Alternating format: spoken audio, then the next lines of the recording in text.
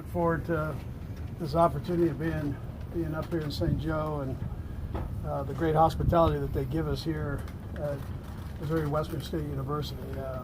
It's phenomenal, from the fields to the food to the dorms. They take care of us. We've got a lot to work on this this training camp. So we've got to come together as a football team first and start building that foundation that takes you through a long season. Just a couple of guys that would start off with an injury situation. Darius Harris, and then Tim Ward. Everybody else should be ready to go once we get up here and rolling. Let's talk about Tyreek. I know that's a hot topic. So the law enforcement side of it, there have been statements made on that. There's been statements made by the Chiefs. There have been statements made by Tyreek, and with all those, we're comfortable with Tyreek coming back here, and by the National Football League, statements by the National Football League. So we're comfortable with Tyreek coming back here. Look forward to bringing him back here and having an opportunity to get back doing what he loves to do. He has some obligations that he'll take care of as he goes, and I'm not going to get into all that. I'm going to kind of end it after this here. But we've all, particularly you folks here, you've all read all the statements, and as we have, and we have the trust in Tyreek, and we're going to go forward in a positive way. And then Chris Jones, I understand. Again, Ted's giving me the hot topics here. So Chris Jones would be the other topic of interest, I'm sure. Chris, we'll know more. Our people have talked with Chris's people, and there's been communication there. And so we'll just see whether he's here or not here. I mean, we obviously want him here, and I think he probably wants to be here too, but we'll see how all of that works out. So with that, time to. With Chris, is it a big deal if he's not here starting out camp? Well, I've said this before, that you miss days, you miss days. So, and this is a unique situation in that we've had to change the defense and so on. So it's probably beneficial to be here.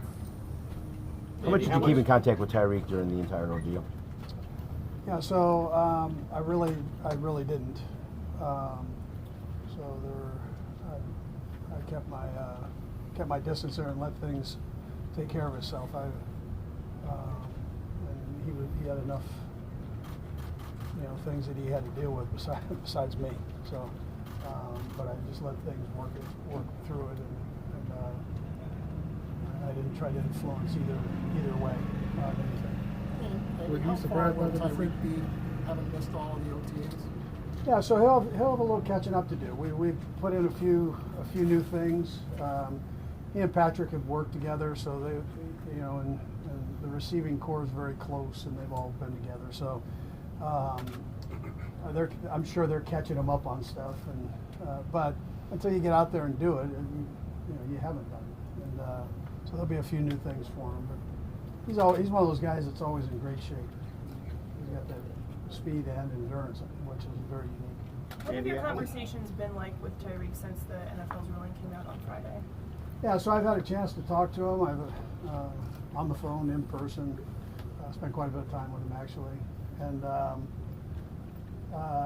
he's remorseful that he's had to go put all this through what we went through, and he had to go through. I mean, I feel that's a sensitive situation, and he wants to get back, and he wants to do what he needs to do to be a father and to be a player here. So he's very conscious of that. Andy, what's your message to the rookies as everyone's vying for a spot? Yeah, great competition, but don't count the numbers in the line. So that's a trick. Because you can psych yourself out. You come in and you go, oh, God, I got 4 veteran players ahead of me, and then you beat yourself down. Then you don't get your best performance. So come in and relax, play, know your stuff, study. There's not a lot of time to do a lot of things other than study and practice and go to your meetings, take notes, and get better, and give yourself an opportunity to make the team, as opposed to, I just got, why did I do this? You don't want that. So stay away from the why shouldn't I?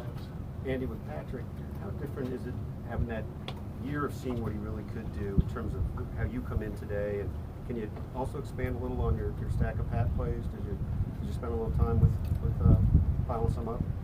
Yeah, we got a pretty good load of plays, and he's you know, the neat thing about Patrick is he loves new challenges. So we presented him quite a few in with the off-season program. And then he was able to go back and look at his play, for instance, of his 22Z, and he got to look at all the 22Z and he ran back to back to back to back. And so he was able to study that with the cut-ups. That's awesome. And he knows that it's a great challenge. You come out your second year, it's a huge challenge. These great defensive minds in the National Football League have an opportunity to study it, and the offense, for that matter. So, and he's fired up about that.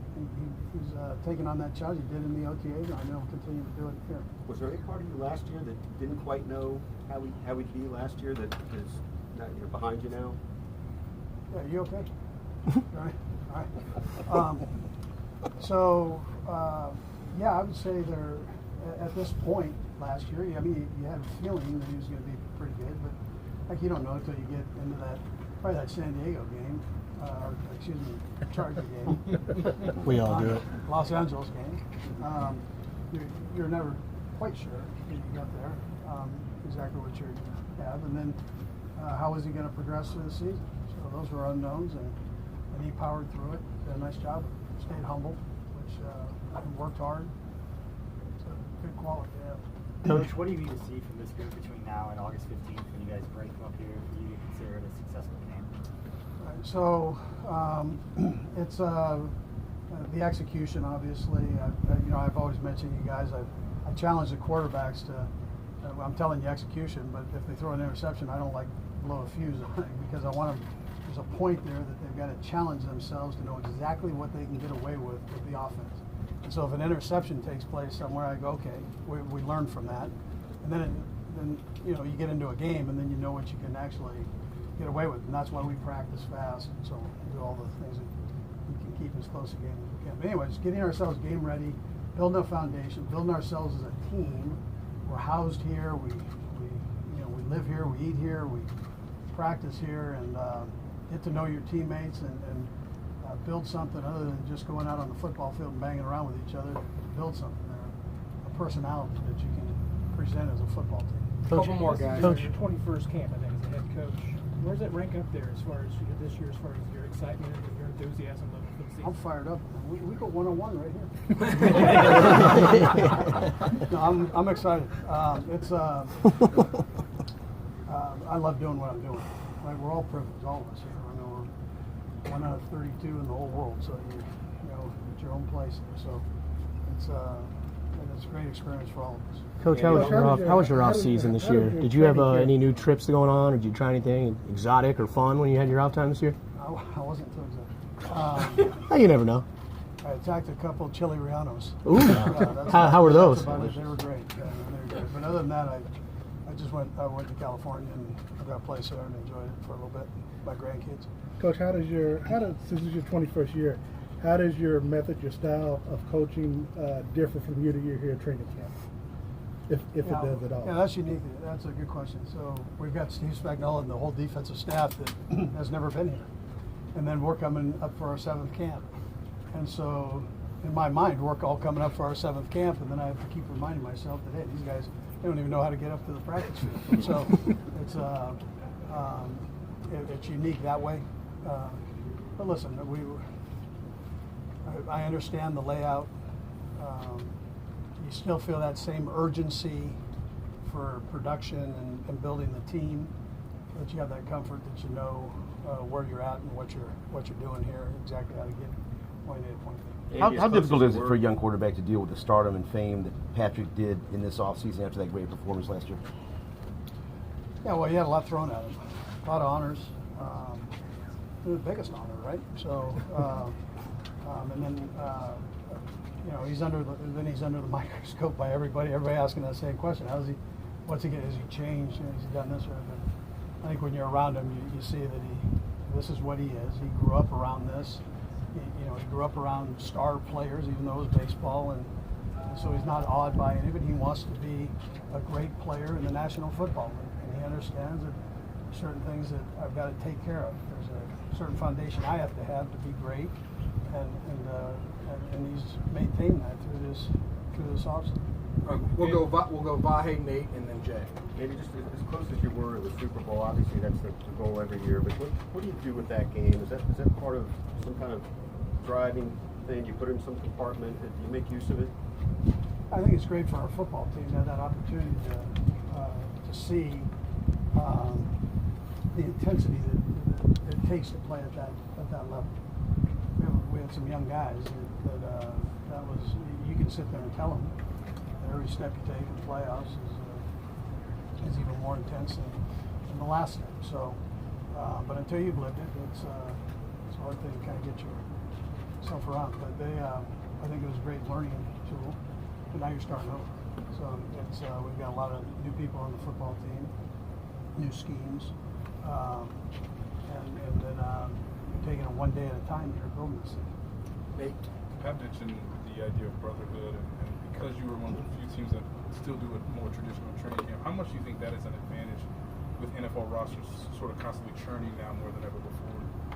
Yeah, listen, I like it, and maybe that's because I'm old, I don't know, but I like getting up here and getting everybody together. I like that camaraderie part of it, spending the time together. I'm not saying that you can't do it another way, but I do like this way. And I think Patrick probably said that it is a brotherhood. By the time you leave here, you're a family, and then you keep building on it. Last one, Bing. Hey, Coach, when you think about your defense and Spags, new staff, new players on the team, are you a little bit surprised how fast they gelled, just through the OTAs and mini camps come together? I mean, what's your comfortability level? Yeah, there was a lot of enthusiasm, and I thought the execution was sharp.